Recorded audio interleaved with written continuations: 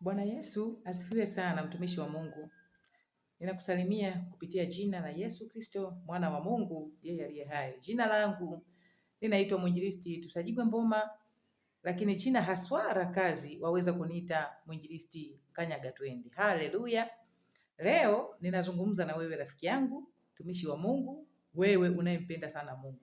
Naomba utege sikio lako kwa ufupi sana unisikilize nini nataka niseme. Bwana Yesu asifiwe sana.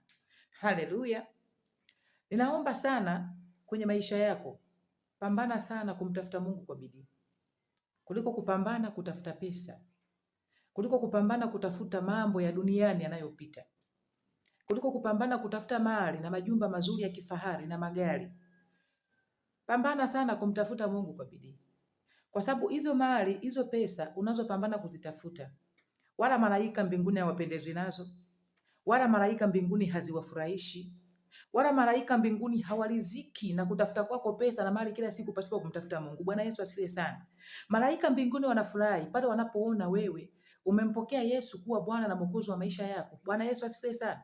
Wala hawafurahi, hawapendezwi na utajiri wako, hawapendezwi na magari yako, hawapendezwi na majumba yako, wanapendezwa na kufurahia sana mbinguni. Kunakuwa na shangwe kubwa na malaika wa mbinguni wanapoona wewe mtu mmoja leo hii unaokoka na kumkiri Yesu awe Bwana na Mwokozi wa maisha yako. Bwana Yesu asifiwe sana.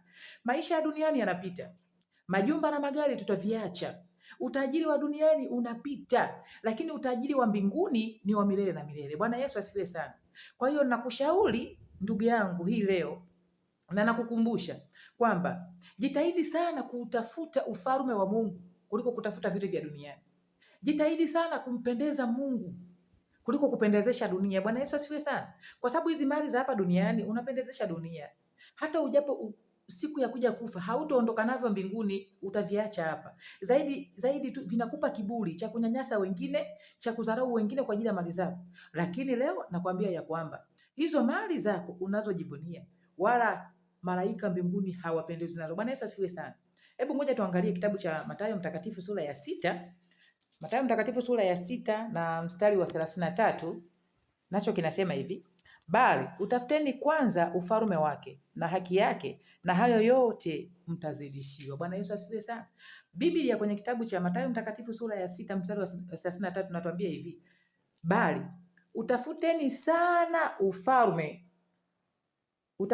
utafuteni kwanza ufalme wake na haki yake, na hayo yote mtazidishiwa. Bwana Yesu asifiwe sana. Haleluya. Tutafute kwanza ufalme wa Mungu na haki yake, na hayo mengine yote kumbe tunayojisumbukia, hayo mengine